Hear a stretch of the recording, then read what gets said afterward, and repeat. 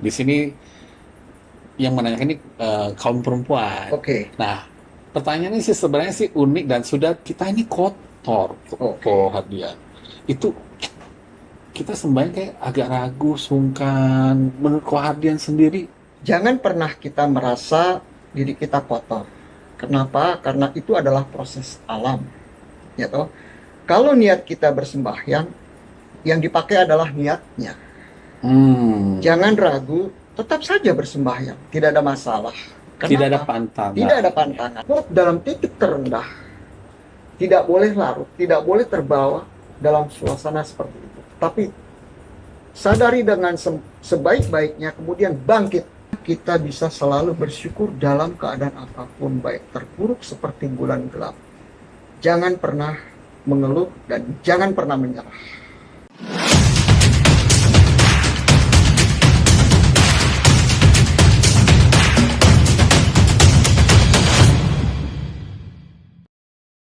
Waras, kembali lagi atau jumpa kembali bersama saya Jimmy Yen di channel konten The Waras edisi podcast yang kelima. Nah, dengan hashtag tentunya Open Your Mind. Tentunya podcast-podcast sebelumnya kita membahas tentang tradisi sembahyang etnis Tionghoa sepanjang 1 tahun ke depan. Sebelumnya, di edisi sebelumnya kita sudah membahas tentang sembahyang check out. Kali ini, sebentar lagi kita akan memasukin sembahyang Cap Gome. Cap Gome. Ya, gitu ya.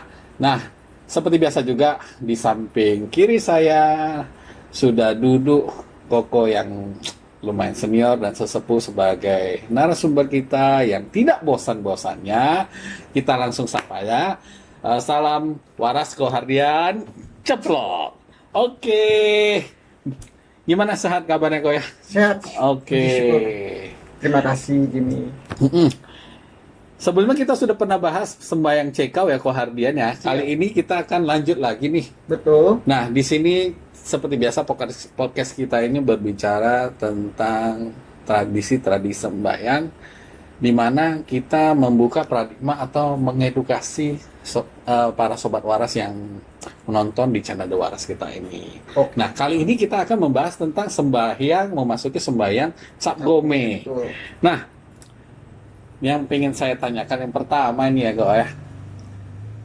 Sejarah dari Cap Gome itu yang seperti apa sih? Oke. Baik Jimmy dan sobat waras dimanapun berada, sembahyang Cap Gome itu kalau kita urut literatur sejarahnya, itu mulai populer itu pada saat dinasti Han biasa. Kenapa? Karena juga dinasti Han itu kebetulan bertepatan dengan pengangkatan kaisar. Pada saat itu yang bertepatan pada saat malam Capko ya toh. Jadi malam tanggal 15 bulan 1 Imlek. Bertepatan itu pula dinobatkan kaisar dinasti Han, dinasti Wu. Maka pada saat itu pula lah populer acara Cap Gome dengan festival lampionnya tentunya. Nah, kalau kita mengurut sejarah seperti itu, sedangkan kalau kita mengacu pada esensi dasar dari sembahyang Cap Gome itu sendiri adalah sembahyang Cap Gome itu adalah malam bulan purnama pertama di awal tahun ya. Setelah Imlek ya. Setelah Imlek. Oke. Jadi bulan purnama pertama di awal tahun itulah yang disebut Cap Gome malam. Kenapa itu dirayakan besar-besaran dalam etnis Tionghoa? Karena biasanya dalam tradisi etnis Tionghoa, perayaan Imlek itu dari Ceit, dari awal tanggal 1 biasanya diakhiri dengan tanggal 15. Jadi pada saat itu di negeri Tiongkok sana, itu baik itu karyawan maupun pabrik maupun usaha apapun, rata-rata liburnya adalah 15 hari.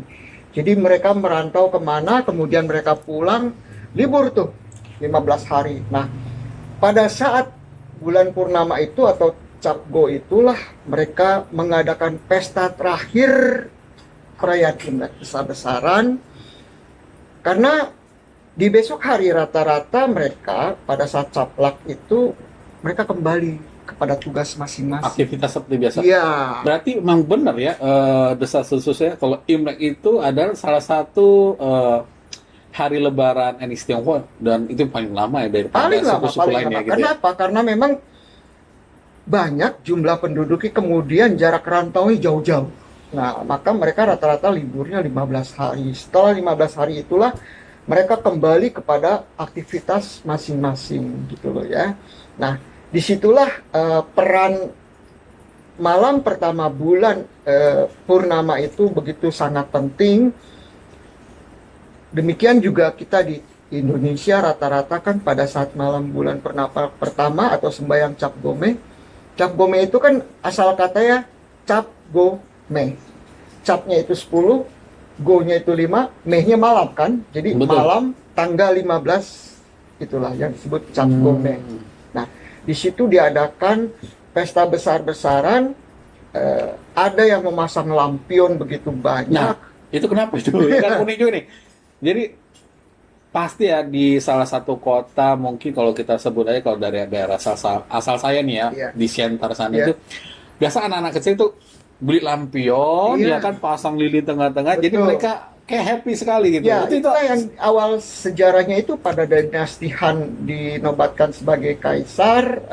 Mereka rakyat menyambut gembira, memasang lampion di mana-mana, menjadi sebuah tradisi yang begitu panjang, bergembira, memasang lampion. Hampir setiap rumah, setiap jalan dipasang lampion pada saat itu. Kalau sekarang banyak yang kelenteng-kelenteng atau bio-bio itu yang memasang begitu banyak lampion. Bahkan saya pernah datang ke sebuah daerah di Batam ya, kalau nggak salah daerah Meral, saya masih ingat. Itu kalau menyambut Imlek, terutama menjelang Cap Gome, itu satu kota itu dipasang lampion begitu mewah. Seperti yang kita udah Jadi bukan hanya etnis Tionghoa, tapi bergembira itu mereka satu bareng-bareng gitu ya. Nah, Wah, luar baik biasa itu berarti ya. Muslim maupun Kristiani, mereka setiap rumah pasang lampion. Saya sampai terpukau kagum, luar biasa. Nah, itulah proses penyambutan kegembiraan yang terakhir mereka menyambut perayaan Imlek. Dan menandakan Imlek selesai gitu ya. Imlek selesai. Dan hari ke-16 itu kembali ke aktivitas. Iya, awal ada lagi. juga yang sampai mengadakan kalau siangnya setelah Cap Gome malamnya, siangnya itu mengadakan arak-arakan tepekong. Gitu loh. Itu detik terakhir arak-arakan tepekong, adanya barongsai, ada ya liang-liong gitu. Kemudian kalau di Cungko sendiri pasti heboh pasang petasan.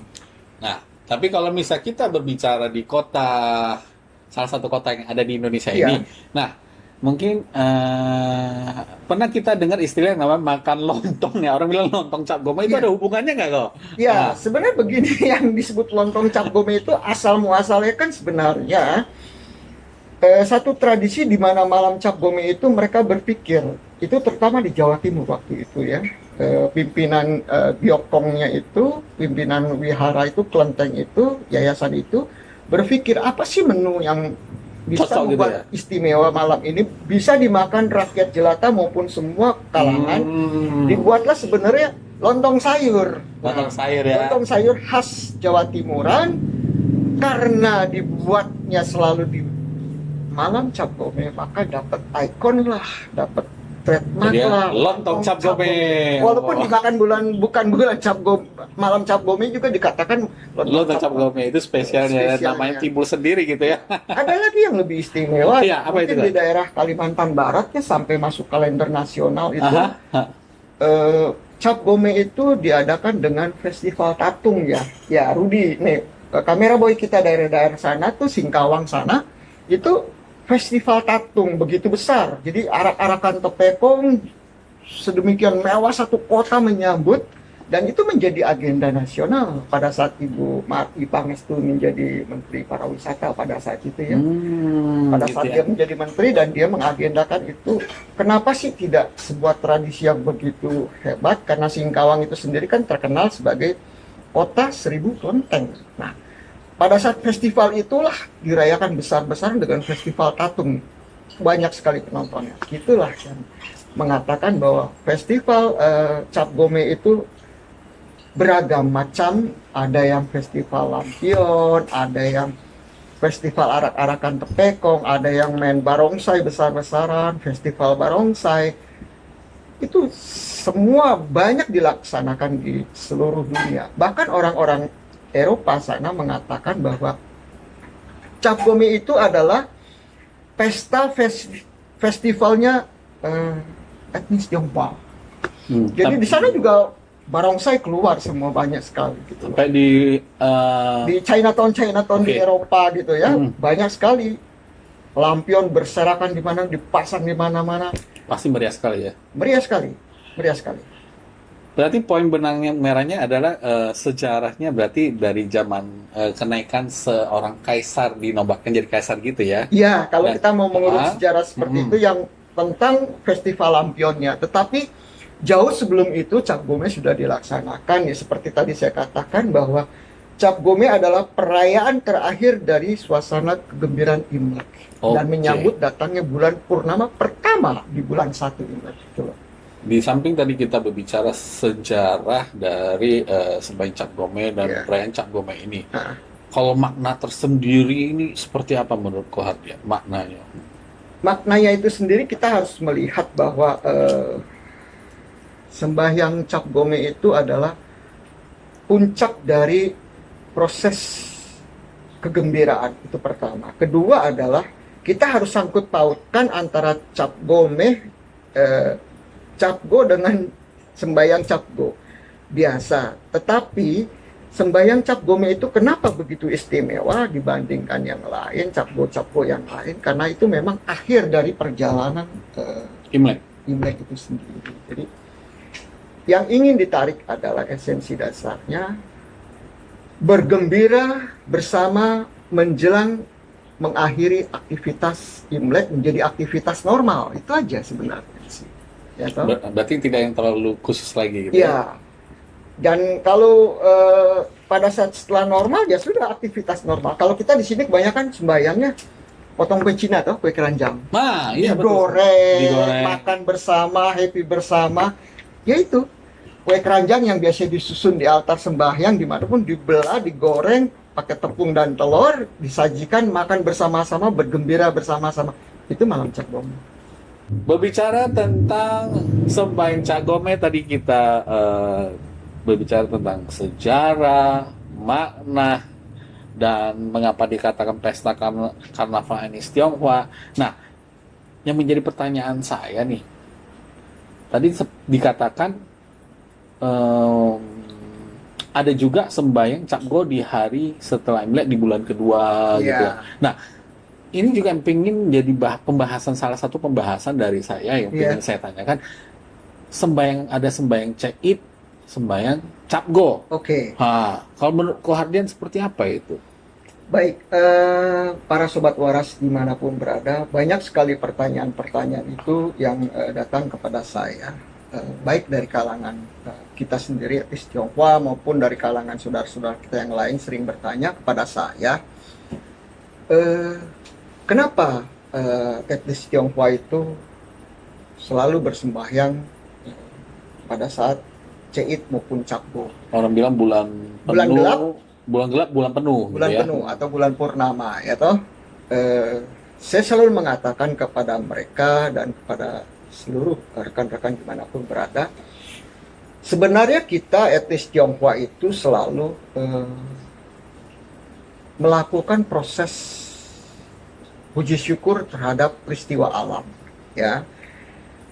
Kenapa peristiwa alam? Yaitu tadi bulan purnama pasti terjadi, juga bulan gelap pasti terjadi, dan ini selalu proses alam yang tidak bisa kita ingkari. Dimanapun kita berada di seluruh penjuru dunia pasti terjadi bulan gelap dan bulan terang. Nah, etnis Tionghoa itu bersyukur juga lewat peristiwa alam. Contoh begini, bulan gelap atau Cait kita sebut ya, biasanya kita sembahyang. Seharusnya yang kita tangkap filosofinya adalah kenapa kita sembahyang Cait, gitu. Nah, ini banyak yang tidak mengerti sembahyang Cait asal sembahyang Chung Chung Cep atau pergi ke wihara kemanapun. Padahal saya sering katakan kalau kita tidak bisa menangkap saripati atau filosofi dasar dari Cait itu, sembahyang kita nanti kurang punya makna yang begitu mendalam atas hidup kita. Apa itu filosofi Cait? Cait adalah gambaran bulan gelap. Mari kita lihat dalam proses hidup manusia.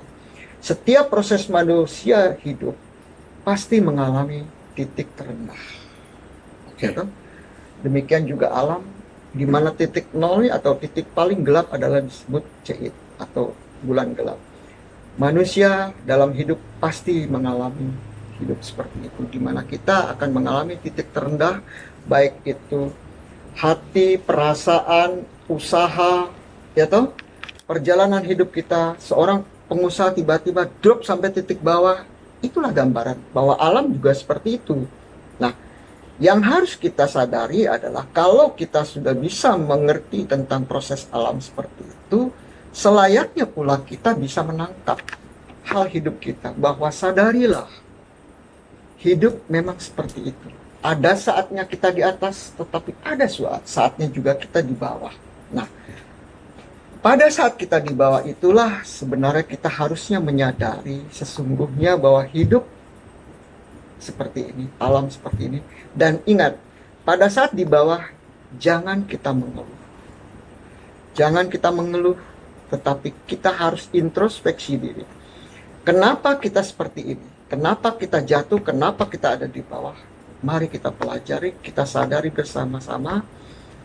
Karena ingat, ada hukum alam yang mengatakan puncak gelap adalah awal terang. Setelah Cait pasti ada Ciji, tanggal 2 toh? Ya. Setelah tanggal 2, tanggal 3. Artinya setelah gelap dia pasti ada titik terang sedikit. Itulah proses alam. Demikian juga dalam proses hidup, kalau kita bisa menyadari itu, seandainya Jimmy terpuruk dalam titik terendah, tidak boleh larut, tidak boleh terbawa dalam suasana seperti itu. Tapi sadari dengan sebaik-baiknya, kemudian bangkit. Karena ingat, awal gelap adalah puncak gelap adalah awal terang. Itulah makna dari sembahyang Cait yang kita laksanakan setiap bulan. Gitu? Kemudian kalau ada Cait pasti ada Cabgo, yaitu bulan purnama atau bulan terang. Sama seperti itu proses alam yang kita sudah sadari. Manusia juga demikian. Ada saatnya kita puncaknya sukses, puncaknya kita berbahagia di dalam hidup, kita tenar, populer. Tapi ingat, puncak terang adalah awal gelap. Itu hukum alam. Makanya pada saat kita berada di posisi tertinggi, teratas, di posisi atas, baik itu jabatan, usaha, karir, maupun persahabatan kita, jagalah baik-baik. Kita jangan takabur, jangan ria, jangan sombong, karena salah sedikit saja kita akan terjerumus jatuh, karena puncak terang adalah awal terang. Setelah bulan purnama masuk ke dari tanggal 15, dia akan masuk tanggal 16. Pasti bulan bergeser, dan situlah akan ditutupi titik gelap. Maka saya katakan puncak terang adalah awal gelap, puncak gelap adalah awal terang. Nah, dengan menyadari peristiwa alam seperti itu, kita bisa menjadikan itu adalah proses introspeksi bagi hidup kita sendiri. Kalau kita sedang berada di atas, sedang populer, ingat, jangan sombong, jangan takabur. Karena salah sedikit, kita pasti tergelincir jatuh. Karena siapa? Ya karena ulah kita sendiri, bukan karena alam. Tetapi gambaran alam sudah seperti itu. Itu yang saya ingin katakan, bahwa filosofi itu seharusnya kita sadari. Maka pada saat kita melakukan sembahyang, dimanapun kita sembahyang, Ceit maupun Cabgo, kita bisa sadar sesadar-sadarnya proses hidup itu seperti itu. Itu filosofinya. Nah, kemudian kenapa dibikin Ceit Cabgo seperti itu? Itu juga ada sejarahnya bahwa di bangsa Indonesia dulu awal masuk ke etnis Tionghoa ke Indonesia, kemudian berhimpun menjadi perkumpulan Tionghoa Indonesia. Perkumpulan itu mereka membuat satu strategi bagaimana kita bisa berkumpul antara sahabat, antara pedagang di satu titik, di satu lokasi, di satu waktu. Nah, mereka pakai itu. Yuk, setiap tanggal Ceit. tanggal 1 kita berkumpul. Oke. Kemudian berikutnya kita juga berkumpul pada saat Cabgo. Nah, pada saat event itulah kita bisa berdiskusi, bisa ngumpul, bisa ngobrol. Yang cari jodoh ketemu jodoh gitu kan, yang bisnis ketemu bisnis. Nah, event itu memang diciptakan oleh kalangan kita sendiri yang ada di Indonesia pada saat itu, membuat satu event berkumpul di kelenteng-kelenteng atau di tempat-tempat perkumpulan etnis Tionghoa pada saat itu. Jadi sejarah itu panjang. Di samping itu sendiri sudah ada dari sananya. Tapi di Indonesia mereka buat strategi itu, bukan hanya mereka sembahyang seperti itu, ada event yang ingin dicapai, yaitu tadi bertemu, berkumpul, berdiskusi, menjadi ajang bisnis, ajang cari jodoh gitu kan. Sembahyang rame-rame ke Tepekong atau ke Kelenteng atau ke Bio, ya toh. Pada saat sembahyang Ceit, sembahyang Cabgo, ketemulah di situ bersama. Itu yang sejarah seperti itu yang ada di Indonesia. Tetapi ya itu tadi, esensi dasarnya adalah menyadari proses hidup seperti proses alam. Bahwa pada saat kita di bawah, jangan takut bahwa masih ada hari esok yang lebih baik, yang pasti kita bisa capai dengan baik. Demikian juga jangan takabur pada saat di atas, karena kita pasti tergelincir kalau kita lupa diri. Itu yang bisa kita tarik kesimpulan atau pesan di balik semua persembahyangan Ceit Cabgo itu sendiri. Oke, luar biasa sekali Sobat Waras. Kalau berbicara sembahyang Ceit dan sembahyang Cabgo, mungkin perbedaannya tadi sembahyang Cabgo itu adalah karena menyambut hari terakhir Imlek, dan berikutnya Cabgo berikut di bulan keduanya adalah tentang seperti yang tadi Kohardian menjelaskan. Nah, mengenai sembahyang Ceit dan Cabgo ini, itu apakah sembahyangnya itu wajib di sebuah bio atau kelenteng, atau hanya boleh di rumah, atau persembahyangan itu di mana saja tidak ada masalah, sah-sah saja. Apakah kalau Anda tidak sempat sembahyang ke bio atau kelenteng, di rumah bisa. Ya toh? Karena kita yang ingin kita capai adalah esensi dasarnya itu bersujud, berterima kasih selalu kepada Tuhan Yang Maha Esa dalam keadaan apapun. Dalam keadaan di bawah atau terpuruk, tetaplah kita berterima kasih supaya kita kembali bangkit punya semangat. Demikian juga pada saat kita sembahyang Cabgo, kita tetap berterima kasih kepada Tuhan, mohon perlindungannya supaya kita tidak takabur, kita tidak sombong pada saat kita berada di atas. Itu sebenarnya yang kita harus lakukan. Kalau soal tempat, dimanapun bisa. Tetapi memang kalau kita bersembahyang rame-rame ke bio atau kelenteng, kan jadi ada suasana beda. Ada ajang pembicaraan. Ya. Bagi yang bisa melobi bisnis, lobilah bisnis gitu kan. Teman yang lama-lama ketemu lagi. Titik tengahnya di mana? Yaitu di bio atau di kelenteng atau di wihara itu saja. Oke. Cukup seru ya. Ternyata saya baru tahu. Yang saya tahu adalah cuma hanya sembahyang Ceit ya, Kintikom, Kopi Pengan kalau orang gitu. Ya, itu yang kebanyakan orang mengerti, tetapi saya sampaikan ada hal besar di balik semua itu, yaitu tadi bagaimana kita bisa selalu bersyukur dalam keadaan apapun, baik terpuruk seperti bulan gelap. Jangan pernah mengeluh dan jangan pernah menyerah. Percayalah hari esok lebih baik dari hari ini. Demikian juga pada saat kita berjaya, jangan takut. Seperti lagu Minken Wakenhau ya, Sobat Waras ya. Kamera boy, bener ya? Oke, Sobat Waras, kita kita seruput teh yang Oke, terima kasih. sudah disajikan Kamera Boy. kamera boy Oke. ya. Nah, di sini ada sedikit pertanyaan lagi dari saya. Menyambung dari salah satu konten media sosial, Iya. ada beberapa netizen yang menanyakan hal yang sama, Oke. Pak Hardian. Di sini pada saat sembahyang, mau sembahyang tiap hari atau sembahyang Cid atau Capgo maupun di rumah ataupun mau di bio Baik. itu sendiri, ada yang bertanya, mohon maaf ya, tentunya di sini yang menanyakan ini kaum perempuan. Oke. Nah, pertanyaan ini sih sebenarnya sih unik dan sudah pernah dibahas di konten sebelumnya. Oke. Nah, pertanyaan ini saya akan mengulang sedikit. Jadi Sobat Waras juga mungkin bisa mengikuti supaya paham. Oke. Itu dia. Nah, pertanyaan ada nih.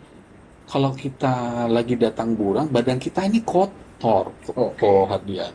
Itu kita sembahyang kayak agak ragu, sungkan. Menurut Hardian sendiri seperti apa? Jadi mungkin kita bisa meluruskan paradigma-paradigma yang salah. Sebenarnya boleh nggak sih Oke. sembahyang? Baik, saya akan jawab pertanyaan ini walaupun kita pernah bahas di konten sebelumnya ya, para Sobat Waras dimanapun berada, baik itu adik-adik kita, kaum wanita, kakak maupun ibu-ibu dimanapun berada. Saya katakan bahwa pada saat wanita haid atau menstruasi, itu adalah proses alam, natural ya. Iya. Jadi jangan pernah kita merasa diri kita kotor. Kenapa? Karena itu adalah proses alam. Ya toh? Kalau niat kita bersembahyang, yang dipakai adalah niatnya. Jangan ragu, tetap saja bersembahyang. Tidak ada masalah. Kenapa? Tidak ada pantangan. Tidak ada pantangan. Kenapa tidak ada pantangan? Ya karena itu memang haid itu adalah proses alam. Ingat sekali lagi, haid itu adalah proses alam. Kalau kita menjadikan itu sebuah pantangan, itu buat saya adalah sebuah diskriminasi kaum wanita. Tidak baik buat saya itu, saya katakan tidak baik. Dan itu harus kita luruskan bahwa siapapun yang punya niat baik bersembahyang kemanapun, baik itu kepada Tuhan Yang Maha Esa di depan rumah maupun kita mau ke wihara, sembahyang saja, tidak ada masalah kok. Lakukan saja proses itu, tetap bersembahyang. Karena yang sembahyang itu bukan badan lahiriah saja, tetapi badan batiniah. Yang sembahyang itu adalah badan batiniah kita, toh. Karena itu adalah kita bermohon kepada Tuhan Yang Maha Esa, baik itu kepada para kimsin, dan yakinlah mereka itu adalah kaum mulia, para kimsin dimanapun berada, di wihara manapun, dan itu tingkatannya sudah luhur sekali. Kalau kita mengacu pada hal itu, sangat tidak mungkin mereka mencegah kita. Dia lebih bijak, mereka lebih mulia. Pastilah apa yang disebut pantangan pada saat haid itu bukan halangan buat mereka. Kemuliaan itulah yang melihat kepada kita. Apa yang dilihat yaitu sumber hati kita sendiri pada saat kita bersujud bersembahyang, bukan badan lahiriah. Gitu. Jadi tidak perlu takut adik-adik, kakak maupun sahabat waras dimanapun berada, kaum wanita. Kalau kita posisi haid, mau bersembahyang, bersembahyanglah. Tidak ada pantangan, saya katakan sekali lagi, jangan pernah takut. Sembahyang saja. Bahkan saya pernah berbicara ekstrim kepada salah satu tamu saya waktu itu datang, dia bertanya, kok pada saat itu saya suruh mereka sembahyang rutin gitu ya. Sembahyanglah kamu dengan rutin, bermohonlah kepada Tuhan Yang Maha Esa, kepada para kimsin untuk belajar hidup. Dari proses itu nanti kamu bisa dapat saripati hidup. Dia bilang sama saya, kok saya sedang haid. Saya ketawa saja, apa hubungan haid dengan sembahyang? Karena sembahyang itu adalah batiniah, saya sampaikan kepada dia. Ya, tetapi itu menurut orang-orang tua katanya tidak boleh. Itu baru katanya. Kita harus luruskan semua perkara itu, saya sampaikan. Sampai jawaban saya yang paling ekstrim adalah, kamu tes dulu. Kamu sembahyang di depan kongco, atau para kimsin atau simbeng dimanapun, kamu sembahyang di wihara atau di tekong atau kloteng, kamu pasang aja hiyo. Kalau kamu pasang hiyo itu, patung itu atau kimsin itu lompat, nah itu artinya nggak disetujui. Tetapi selama sepengetahuan saya belum pernah ada yang lompat, saya bilang gitu. Iya. Jadi artinya Anda direstui tetap untuk sembahyang. Benar. Dia menyadari intelektual logikanya benar juga ya, katanya. Orang mau sembahyang kok Dilarang gitu Dilarang, ya. gitu. Oke. Dan yang tahu kamu sedang haid siapa?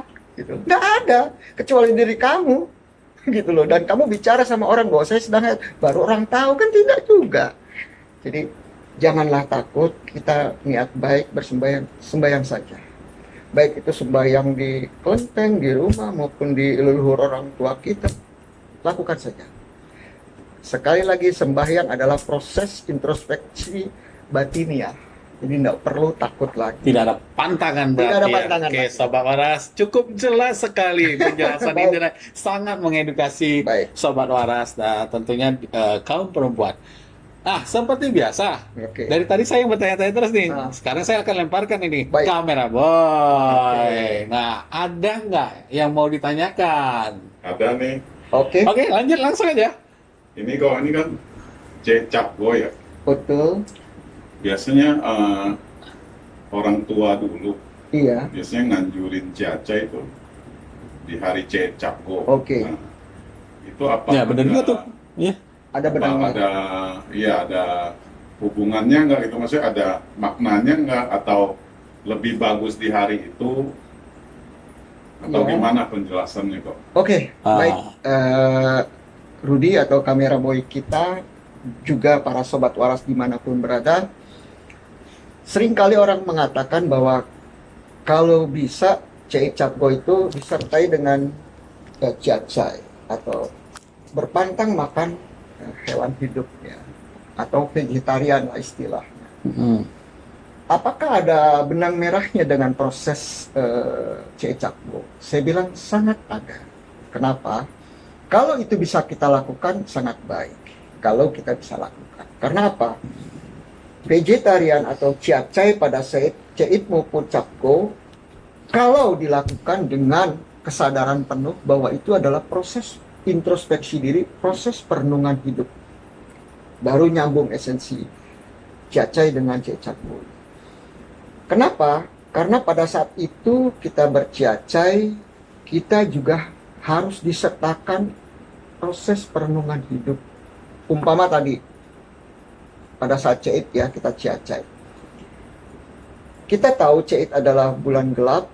Nah, pada saat kita juga mungkin terpuruk dalam suasana hati yang tidak nyaman, bisnis kita lagi anjlok, kita berciacai itu, kita tidak makan hewani, tujuannya adalah mengurangi jiwa emosi kita sebenarnya, ya toh? Nah, pada saat itu kita merenung. Bukan hanya kita berpantang makan. Kalau berpantang makan sih tidak ada efeknya buat saya bilang. Tapi yang paling penting adalah kita merenungi proses hidup kita. Kenapa kita seperti ini? Kita merenung. Oh, kita harus bangkit. Ya, kita bangkit. Nah, dalam proses ciacai itu ada yang 1 hari, yaitu di Ceitnya atau di Capgo. Ada yang 3 hari, yaitu ada yang 7 hari. Nah, terserah individu masing-masing mau melakukan proses berapa hari. Semua itu tergantung kemauan diri sendiri. Nah, ada yang ciacainya 1 hari sebelum Ceit, kemudian Ceit, setelah itu Cejinya.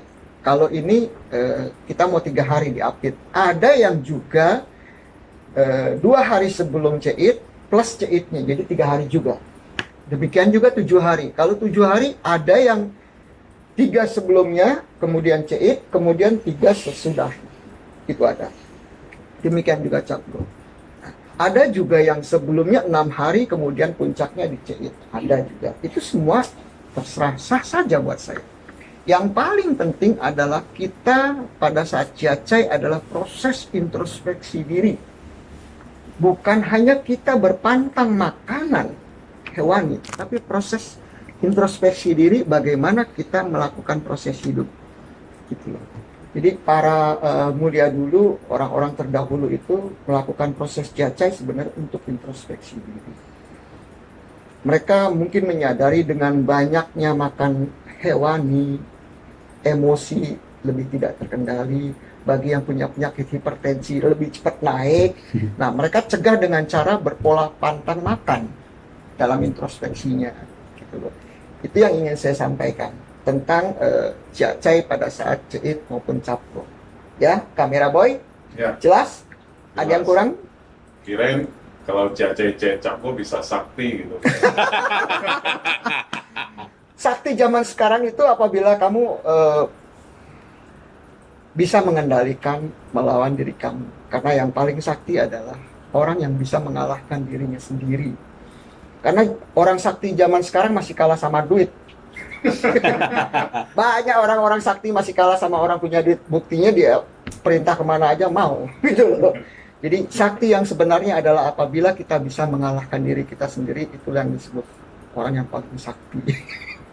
Menurut saya sih seperti itu ya. Oke. Oke. Makasih Ko Hardian. Ya, sama-sama kamera boy. Wow, luar biasa. Oke. Seru juga ya tentang yang masalah orang sakti ini ada-ada aja kamera boy. Kaca. Oke, pertanyaan pamungkas dari saya nih sebelum kita akhiri Ya. bincang-bincang singkat kita ini Ko Hardian ya. Nah, apakah dari Ko Hardian sendiri ada pesan yang ingin disampaikan untuk menyambut hari terakhir sembahyang Cap Gomeh ini kepada sobat waras kita ini kali ini? Oke, Jim. Juga para sobat waras dimanapun berada, yang saya ingin sampaikan dari semua pembicaraan kita hari Ya. hari ini adalah tentang sembahyang Cap Gomeh. Sembahyang Cap Gomeh itu adalah hari kegembiraan puncak perayaan Imlek. Jadi pada saat kita masih berkumpul dengan saudara-saudara, mungkin saudara Jimmy atau saudara ya Rudy, kamera boy kita berkumpul setelah mereka merantau dimanapun berada, dari manapun dia adanya, mungkin mereka akan kembali kepada kehidupan sehari-hari mereka. Maka buatlah event itu menjadi sebuah event yang benar-benar berbahagia, bergembira bersama-sama. Puncak dari Cap Gomeh adalah perayaan kegembiraan di proses perayaan Imlek itu sendiri. Jadi janganlah di perayaan itu kita membuat suasana yang tidak nyaman, yang bisa menyakiti. Karena event ini harus kita pakai proses kegembiraan. Setelah mereka kembali kepada tugas masing-masing, ada kesan atau suasana yang ditangkap bahagia berkumpul bersama gitu. Jadi pada saat tahun berikutnya mereka punya semangat kembali. Oh, kumpul lagi, asik nih gitu loh. Kalau kita buat suasana tidak nyaman kan mereka juga, waduh, tahun besok saya nggak mau datang lagi nih ke rumah Jimmy gitu. Tapi kalau diberikan kesan yang bahagia, yang asik, yang suasana gembira, dia punya kesan baik. Itu saja. Jadi pesan saya sekali lagi, buatlah suasana Cap Gomeh itu, entah itu hanya dengan sajian gorengan, kue keranjang, itu sudah lebih dari cukup. Wow, keren. Oke. Oke, sobat waras. Ya, tentunya bincang-bincang kali ini tentang sembahyang Cap Gomeh ini kita bisa membuka paradigma-paradigma kita yang selama ini bertanya-tanya, dan semoga juga bincang-bincang kali ini dengan Ko Hardian ini kita melalui channel ini bisa mengedukasi sobat waras yang menonton. Baik, terima kasih. Luar biasa sekali. Oke, tentunya saya selalu mengingatkan kembali, jika sobat waras yang masih ingin bertanya-tanya tentang sembahyang Cap Gomeh, sembahyang Ceir atau sembahyang Capgo, mungkin ada ingin bertanya, sobat waras bisa aja langsung komen di komentar di konten podcast kali ini. Baik. Ya, nanti untuk konten selanjutnya kita akan membahas Pertanyaan. pertanyaan-pertanyaan dari para sobat waras. Oke, terima kasih sekali Ko Hardian Terima kasih kembali. atas sama-sama. bincang-bincang singkat yang sangat luar biasa. Dan tidak lupa juga terima kasih orang sakti, kamera boy. Wes. Terima kasih. Oke. Sekian podcast yang kelima dari channel The Waras. Tentunya kita akan tunggu podcast-podcast selanjutnya. Tentunya sampai selesai ya kita membahas tentang tradisi sembahyang etnis Tionghoa selama 1 tahun ya. Nah mungkin ke podcast selanjutnya nanti kita membahas setelah sembahyang Cap Gomeh ini kita mau tradisi sembahyang, kalau nggak salah ingat ya, itu sembahyang Cengbeng ya, Cengbeng. masak sembahyang Cengbeng. Wah ini mungkin banyak kali Tinggal pertanyaan. 2 bulan lagi. Ya. Nah kurang lebih 2 bulan. Oke Sobat Waras, jangan lupa untuk jika berkenan dengan bincang-bincang kita kali ini, jika berkenan bisa untuk subscribe channel kita. Saya selalu mengajak, silakan juga untuk like dan bisa bantu untuk share supaya untuk mendukung channel konten The Waras kali ini. Saya Jimmy Yen, saya pamit. Salam dari saya, salam waras. Ceplok.